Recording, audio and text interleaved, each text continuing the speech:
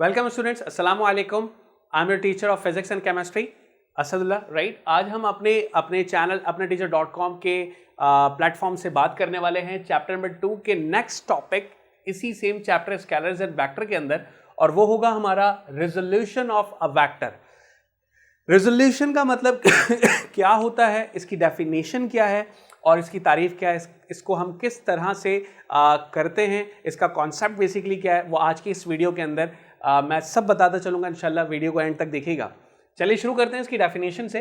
It is defined as if the vector is resolve, और we can say that split. Split का मतलब होता है टूटना। अगर आप किसी वेक्टर को तोड़ देते हो, स्प्लिट करते हो इनटू इट्स रेक्टेंगुलर कंपोनेंट्स, उसके रेक्टेंगुलर कंपोनेंट्स के अंदर, तो उसे हम कहेंगे this is called resolution of vector. इसी को कहा जाता है resolution of a vector.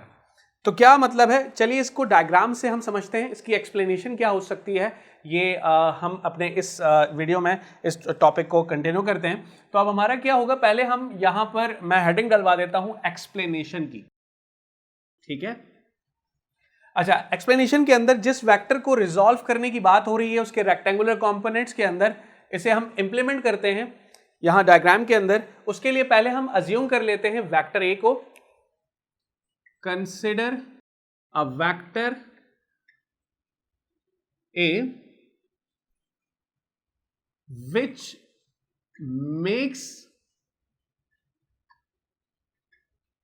An angle theta from the positive x axis, ठीक है। तो क्या मतलब है इसका, अब आपने देखा होगा कोऑर्डिनेट सिस्टम जो होता है, या कार्टेशियन कोऑर्डिनेट सिस्टम जो होता है हमारे पास, ये है हमारे पास वाई एक्सिस और ये है एक्स एक्सिस, ठीक है। यहां पर आपको पता है कि पॉजिटिव एक्स एक्सिस होता है इस तरफ, जबकि यहां पर जो है वो हम नेगेटिव एक्स एक्सिस लेते हैं। ये आपके पास है पॉजिटिव वाई एक्सिस और ये हो गया नेगेटिव वाई एक्सिस, ठीक है। तो हम जो वेक्टर कंसीडर कर रहे हैं, जैसे मैंने नाम दिया वेक्टर ए का, which makes an angle theta, वो एंगल थीटा बना रहा है from the positive x axis, वो वेक्टर मैं यहां आपको दिखा रहा हूं। ये वेक्टर मैंने ले लिया, वेक्टर ए जो थीटा एंगल बना रहा है from the positive x axis, from the positive x axis, ये हो गया, ठीक है। अच्छा, अब आप क्या करोगे, किस तरह से इसे रिजॉल्व करोगे, या रेजोल्यूशन ऑफ वेक्टर को कैसे इंप्लीमेंट करोगे इस वेक्टर ए के अंदर, वो हम देखेंगे इंशाल्लाह। तो अच्छा, हमने स्प्लिट करना है। बेसिकली रेजोल्यूशन ऑफ वेक्टर का जो कॉन्सेप्ट था वो ये था कि हमने इस एक वेक्टर ए को स्प्लिट कर देना है, तोड़ देना है, किसके अंदर, रेक्टेंगुलर कंपोनेंट्स के अंदर।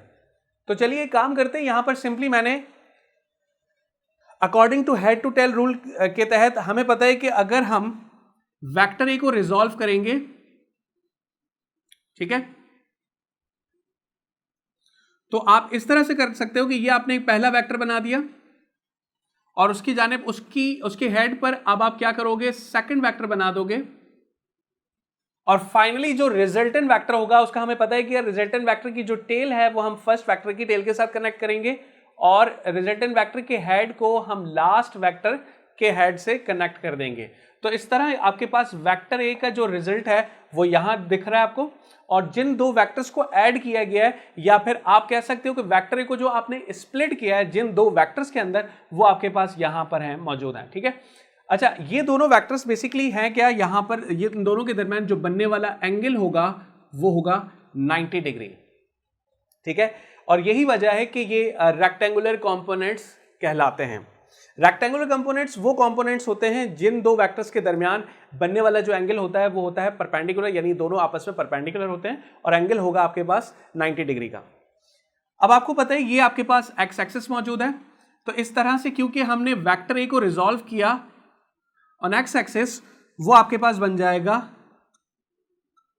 ए एक्स, ठीक है। और यहां क्योंकि वेक्टर, ये जो सेकंड वेक्टर है, ये वेक्टर वाई एक्सिस के पैरेलल है, बिल्कुल आमने सामने है, तो इसलिए हम इसे वेक्टर ए वाई कहेंगे, ठीक है। और ये दोनों आपस में क्या होंगे, परपेंडिकुलर होंगे, और इन्हीं दो वेक्टर्स को हम क्या कहते हैं, इन्हीं दो वेक्टर्स को हम कहते हैं, या मैं इसको यहां पर आपको दिखा देता हूं कि ए एक्स और ए वाई जो है आपके पास, यही होते हैं रेक्टेंगुलर कंपोनेंट्स। ठीक है, इन्हीं को कहा जाता है rectangular components, A X and A Y. तो अच्छा, अब हम इसे लिखेंगे किस तरह से? एग्जाम में अगर हमें यहाँ पर ये सवाल आता है करने के लिए, तो हम उसे लिखेंगे किस तरह से? पहला काम तो आपने यही करना होगा कि consider a vector A which makes an angle theta from the positive x axis से थीटा एंगल बना रहा है। उसके बाद क्या किया हमने? यहां पर हमने रिजॉल्व कर दिया है इस ट्राइंगल को, मैं नाम दे सकता हूं OPQ का। ठीक है, ये आपके पास ट्राइंगल के जो वर्टेक्स आपको दिख रहे हैं, राइट एंगल ट्राइंगल दिख रहा है आपके पास, क्योंकि राइट एंगल वो ट्राइंगल होता है जिसमें 90 डिग्री का एंगल हो। ठीक है, तो आपके पास मैंने राइट एंगल ट्राइंगल को नाम दे दिया OPQ का।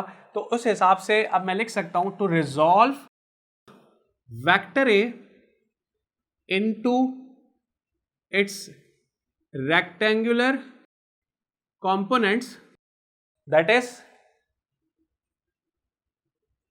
OP, यानी कौन सी साइड? OP वाली साइड, जो बराबर है AX के। ठीक है, एंड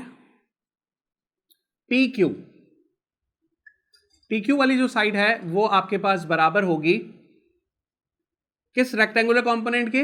AY के। तो इस तरह आपके पास ये दो रेक्टेंगुलर कंपोनेंट्स बन गए, AX एंड AY।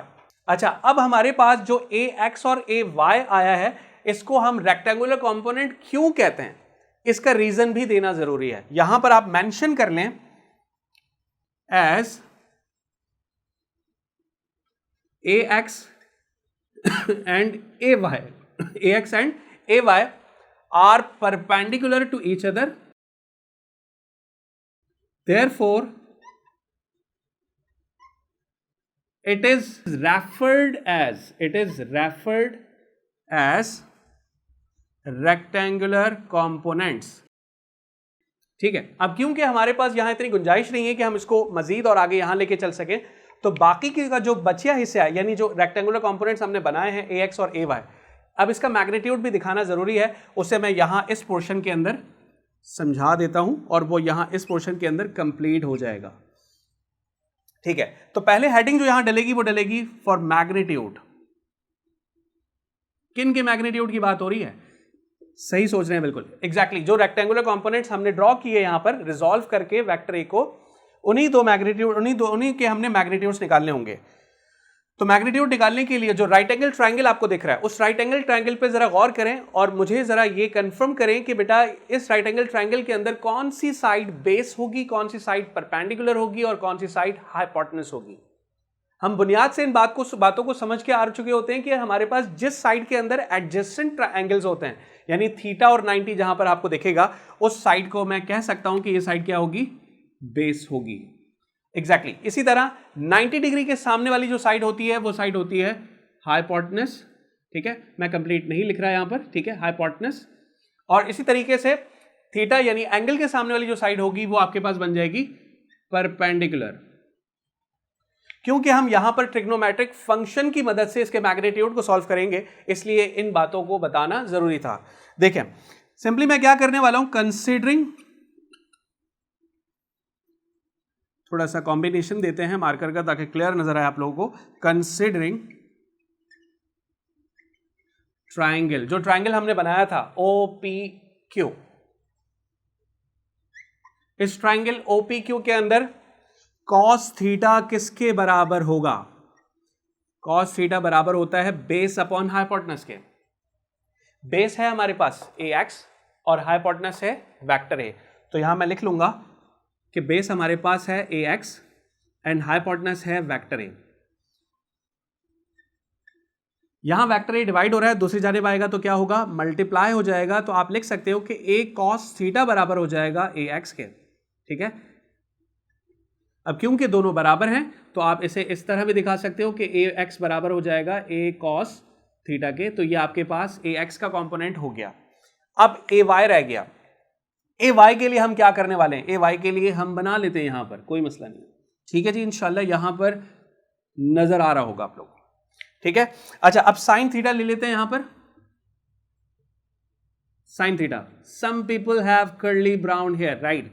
यही था, हमने यही पढ़ा था, परपेंडिकुलर अपॉन हाइपोटेनस। क्या करें, फिजिक्स में इतनी शायरी तो बनती है। Sine theta perpendicular upon hypotenuse के बराबर है। परपेंडिकुलर वाली साइड ए वाई है, हाइपोटेनस आपके पास वेक्टर ए है, तो मैं लिख सकता हूं कि साइन थीटा बराबर है ए वाई के और ए के। ठीक है, vector A, vector A, right. अब क्योंकि वेक्टर ए यहां डिवाइड हो रहा है, इस तरफ आके आ जाएगा, साइन थीटा से मल्टीप्लाई हो जाएगा, तो आपका ए साइन थीटा बराबर हो जाएगा ए वाई के। तो ये इस तरह हमारे पास ए वाई बराबर हो गया ए साइन थीटा के और ए एक्स बराबर हो गया ए कॉस थीटा के।